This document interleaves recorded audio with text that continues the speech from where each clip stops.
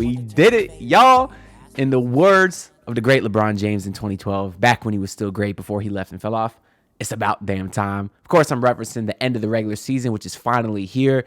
Basically, they still have one more game tomorrow against the Dallas Mavericks on Easter. But for all intents and purposes, the regular season's over. The Miami Heat are locked into the 7th seed, and they will play the Atlanta Hawks in the first round of the play-in tournament.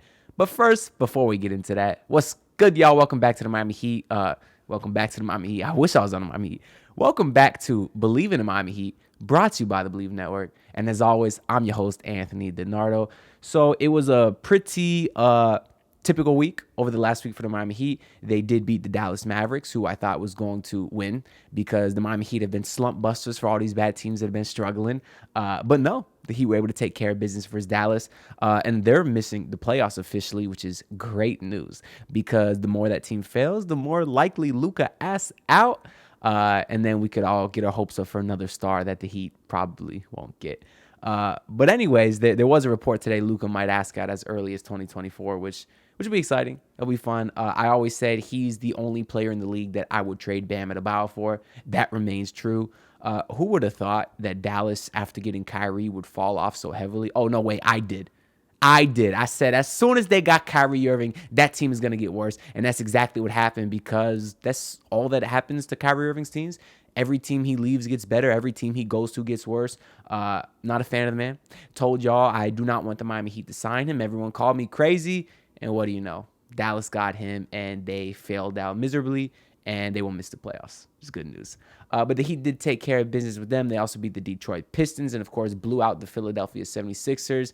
Had some people feeling good, had the smart people realizing it meant nothing. Philly had nothing to play for. Tyrese Maxey, who is a habitual Heat killer, was out.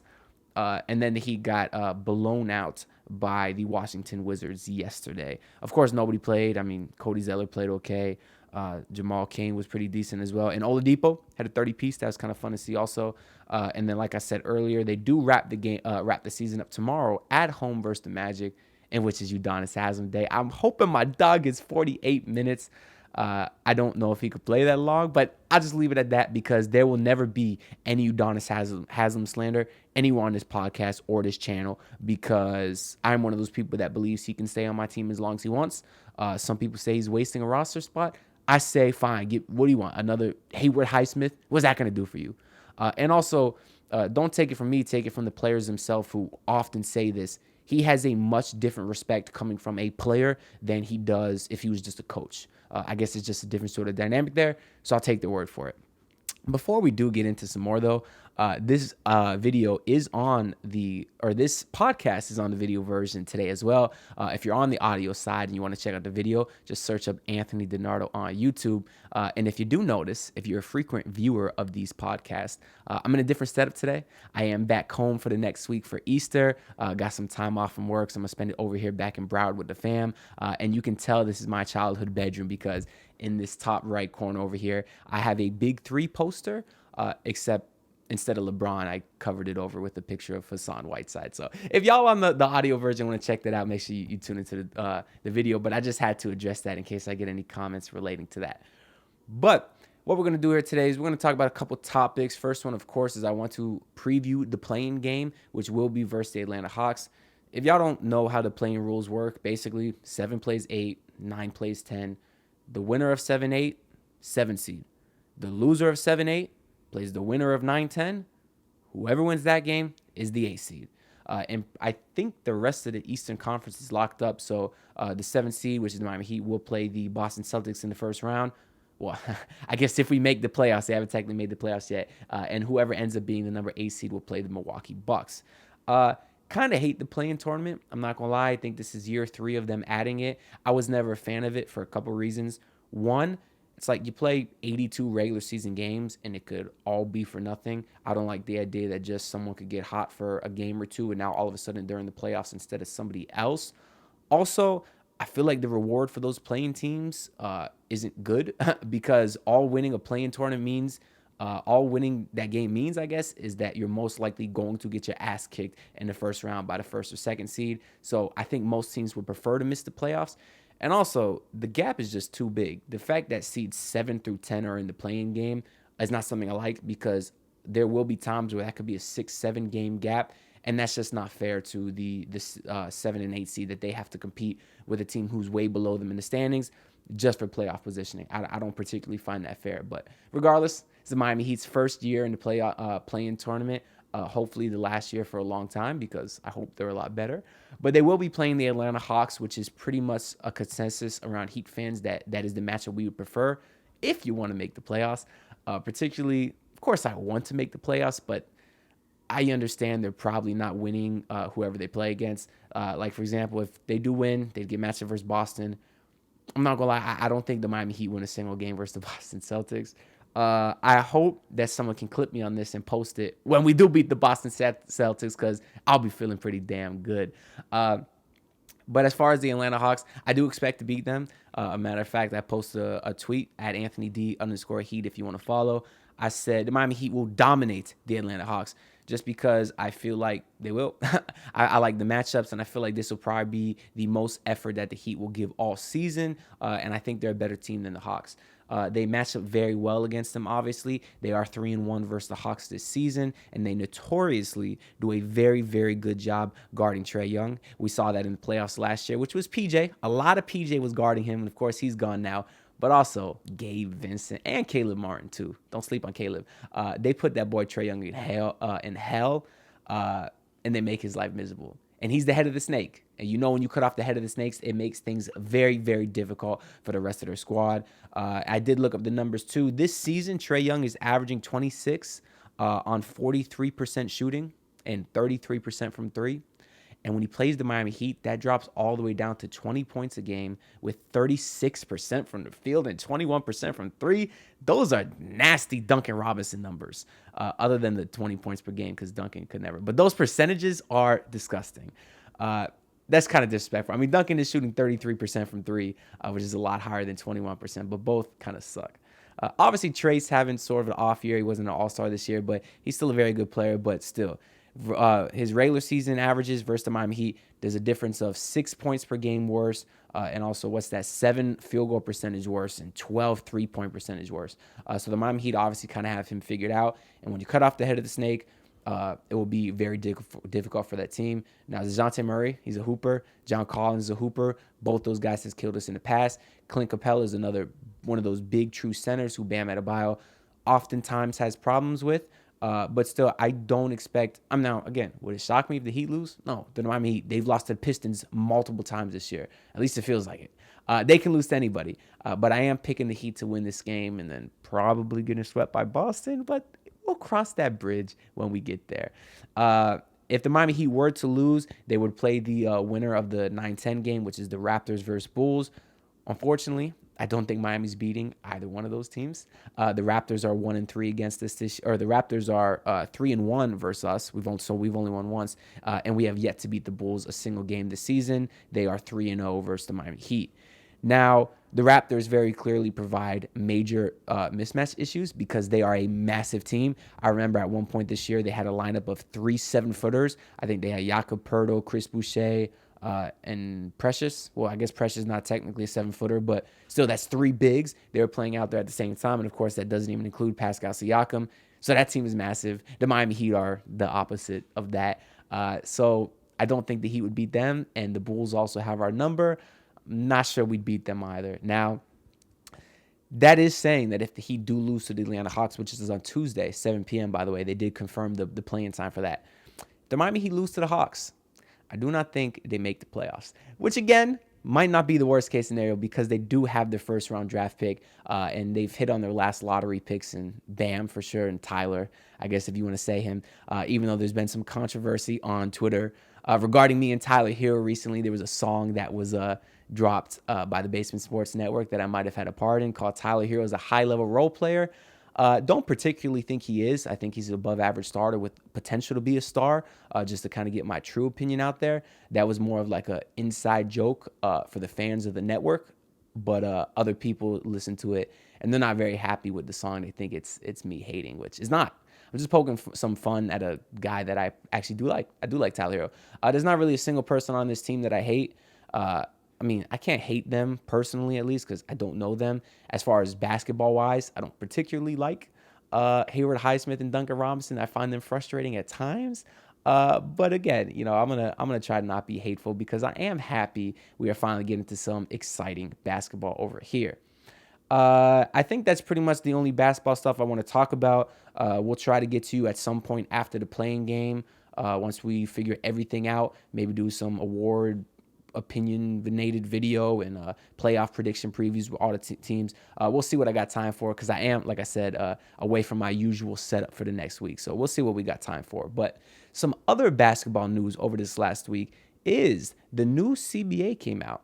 And there's some rules regarding to that have been a big topic of conversation online. The first of which is the 65 game minimum to win any sort of major award, like MVP, Rookie of the Year, that sort of thing. I mean, do I think it's a good rule? Yeah. Do I think it's a pointless rule? Also, yeah. Because typically, if a guy plays less than 65 games, he's not getting any consideration for an award anyways. I think they said the last guy to win MVP and play less than 65 games was Bill Walton, which is what, 40, 50 years ago? I don't know. So it's not like guys were winning awards anyway. So is it a good rule? Yeah, of course. The guy shouldn't play less than 65 games and be MVP. Just kind of pointless, in my opinion. Another thing of the new CBA is the positionless All NBA vote, something that I absolutely love and have been a big proponent for many years now because I am tired of seeing guys like DeAndre Jordan and Rudy Gobert's bum ass. Now, I told myself I'm not going to let Rudy Gobert distract me and get on a rant about how much I hate that man, because him I do hate. So I'm not going to do it. Just know I'm tired of seeing guys like him on the All-NBA team just because they play traditional center. In my opinion, the All-NBA teams should be the top 5 guys in the league, and second team All-NBA should be the 5 through 10 and so on. So I want to look back in 10, 20 years and say, who is the best guys in NBA in 2023? I want to look at the All-NBA teams and say, okay, those are the 15 guys that had the best seasons. Some people think there's some value to being the best at your position. I don't think it matters because then guys are getting snubbed for awards that they should get, which is particularly more hurtful nowadays because there is contract implications to these awards and how much money you can make. So I'm a big fan of that rule. The other rule that people are talking a lot about is the in-season tournament, something like the play-in tournament. I've been against. I don't think they should be adding more games to the season. I think they should shorten it, particularly with all these injuries we're having nowadays. Now, there is one distinction that is important that I did not think when they were initially throwing this rule out there, the in-season tournament, is it doesn't actually add more regular season games. It's implemented into the 82 regular season game schedule. So maybe it's a certain portion or month of the schedule that is committed to the tournament. Now, if you do go through the tournament and you make the championship, then there is an extra game, and those teams will be playing an 83rd game, which, again, is still more games. I don't care if it's just one more, because the first player to get hurt in that in-season tournament championship, their fan base is not going to be happy. Their front office is not going to be happy. Nobody's going to be happy. I don't think they should be adding more games, especially for some pointless in-season tournament. Now, the incentive is each player gets $500,000. It's pretty cool for them. Certainly means a lot for more guys than others. The two-way guys are ecstatic. That could double their contract. The max players might not care as much. Even though I'd like to believe $500,000 is a lot for anybody. But as far as the fan perspective, I don't see any incentive there. Like, if the Miami Heat were to go next season and win the in-season tournament, am I going to care? I don't think so. Now, maybe that'll change once we start watching. Maybe I'll get into it. That depends. But right now, I really can't see myself caring, so I just kind of thought it was pointless. With the new CBA, I know there was also a lot of talks about eliminating the 1 year after high school in order to become professional. I wish they would have got rid of that rule, because I think if a guy is good enough coming out of high school, and if a team wants him, I think he should be allowed to go pro. It's not the kid's fault that he's good enough, or the team that a team wants to draft him. I think he should be allowed to join. I don't really like the idea of them pushing off a kid's dream for another year, taking money out of his pocket another year. That was especially more hurtful before there was these NIL deals, because then players couldn't make any money in college. Now at least they can make a little bit, even a lot of bit in some cases. But still, if a guy's good enough, he should be allowed to enter the league a year early, get another year under his belt in the league. That's a lot more experience. I think it could be a lot more beneficial for him. And there's been a lot of talk, too, with regards to injuries about players having so much wear and tear on their bodies before they enter the NBA. That's why a lot of these young guys are even sitting out now. So I say, hey, just let the young guys come to the league. And again, it's a rule that I don't think affects many people because how many high schoolers are good enough to go straight to the pros? It's not very many. So I think to have this rule to stop those handful of people that are good enough, don't really like it. Plus, there's a lot of success stories. Obviously, LeBron, Kobe, Garnett, Dwight Howard. A lot of stars have came straight from high school, straight to the pros, and been very successful.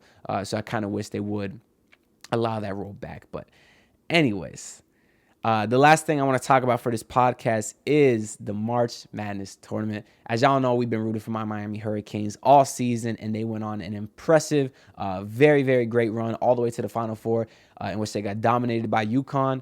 Can't even be mad because UConn dominated everybody this season. But I'm super proud of my Miami Hurricanes, man. Jim Larrañaga continues to show he's one of the best college coaches in the game. Jordan Miller, very impressive run. Isaiah Wong had his moments. Nigel Pack was awesome all tournament. And my guy, Norchad Omier, is a beast. He made me a huge, huge fan of his during this playoff run. His hustle, his effort, his ability to get his hands on every single missed shot, offensive, defensive. Big fan of Norchad Omier, and I hope this team does big things coming in the future. Obviously, Jim Larrañaga is building something very great over there, so I'm looking to continue rooting for them going forward.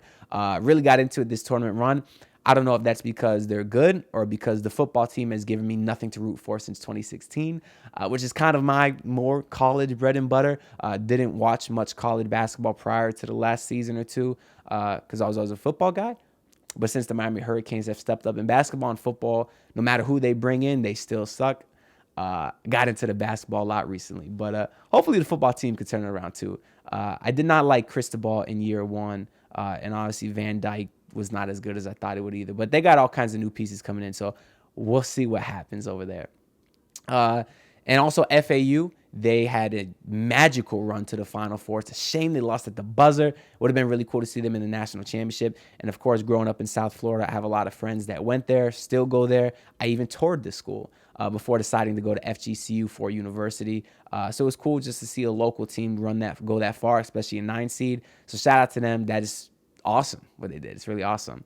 What else was awesome was the women's March Madness tournament. Now, I'm a big proponent of women basketball. It's a very high level of competition, college and pros.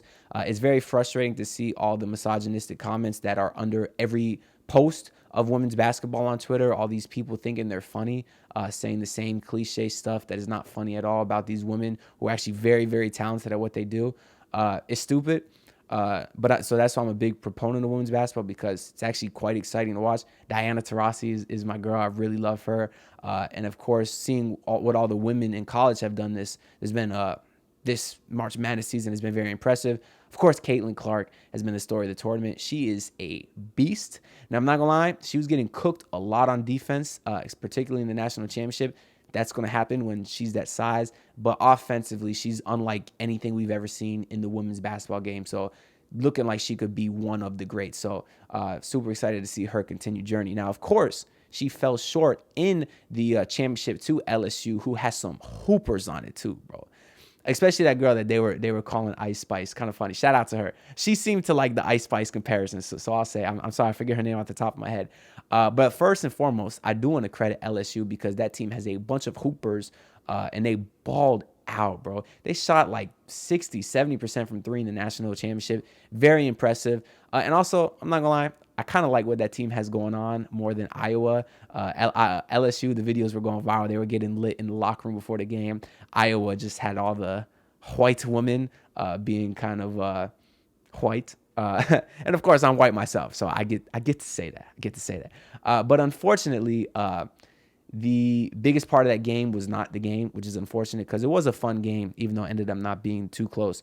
Everybody was talking about the Angel Reese, quote unquote, if people are on the audio side, antics. Of course, doing the John Cena, you can't see me, and then pointing her to her ring finger. And there was a big controversy because people didn't like it. And Caitlin Clark did the same exact thing the game before. Now, before I share my thoughts on this, because I kind of do want to just share my thoughts on this whole situation, is some people would say what Angel Reese did is not the exact same as what Caitlin Clark did, because Angel Reese followed her around the court, blah, blah, blah. To be honest, it's basically the same thing. Like, it's close enough. Like, I don't care. And a lot of people, what they're saying about Caitlin Clark didn't even see the full game. They just saw the 3-second clip. There's no context there. It's the same thing. But I want to share my opinion on this real quick, because a lot of people have a platform that shouldn't. So since I do have a platform, I just kind of want to say what I think needs to be said. My initial reaction, I'm not going to lie, when I saw the Angel Reese, you can't see me, and point to the ring, I thought it was slightly corny, but only because Caitlin Clark did the whole you can't see me against the other team, another team. I forget who they played before LSU. It was against another team. So then for Angel Reese to do it back to Caitlin Clark, when Caitlin Clark didn't even do it to her in the first place, I thought it was a little weird, just because it wasn't her beef. You know what I'm saying? But and also, like, Caitlin Clark balled out, so it's not like you locked her down or anything. But again, I thought it was a little corny. What really disgusted me is seeing grown men go online and throw derogatory slurs towards Angel Reese's way. I think it was Keith Olbermann that called her an effing idiot. Dave Portnoy said something like she's extremely classless, something like that. And in my opinion, there's no other way those comments can be construed other than just straight up being racist, because Caitlin Clark did the same thing. So when the white woman does it, it's passion. And when the minority does it, it's classless. I don't like that, because the only difference is their skin color. So to me, it's very clear why you think the way you do. And even outside of that, let's say you do think it's classless, you don't need to go online and call a college student an effing idiot, especially when you're a grown-ass man. That's just unnecessary to me. But I'm going to leave it at that, because this is not what that podcast is about. But because I have a platform, I just kind of wanted to say what I think needs to be said. But that's all I got for y'all. Of course, the Miami Heat do play the Magic. They do play the Magic tomorrow on Sunday. Make sure y'all tuning in. Make sure if you're at the game, you give UD a standing ovation. Even though by the time you listen to this, that game's probably already over. But I am actually looking forward to the play-in tournament, so we'll see what happens. But happy Easter, y'all, and we'll see y'all later this week. I'm out. Bye. Pull up in your city, tryna get that dead face. Do it on my own, I don't need no dead weight. Had to kill him off, yeah, I need a head space. You know this homegrown bitch don't offend me.